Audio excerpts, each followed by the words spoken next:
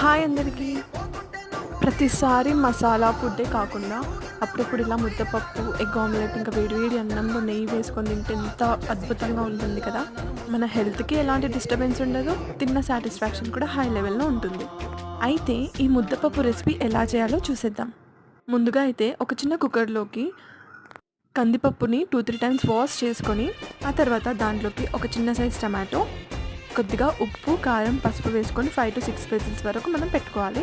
ఆ తర్వాత ముద్దపప్పుని స్మూత్‌గా గంటెతో లేకపోతే పప్పు గుత్తితో మనం స్మూత్‌గా చేసుకోవాలి. ఆ తర్వాత తాలింపు వేసుకోవాలి. అయితే ఈ ముద్దపప్పుకి బెస్ట్ కాంబినేషన్ వచ్చేసి ఆవకాయ కదా! అయితే ఇంకా ఆవకాయ చేయలేదు కాబట్టి ఆవకాయ ప్లేస్‌లో ఎగ్ ఆమ్లెట్ వేసుకుంటున్నాను.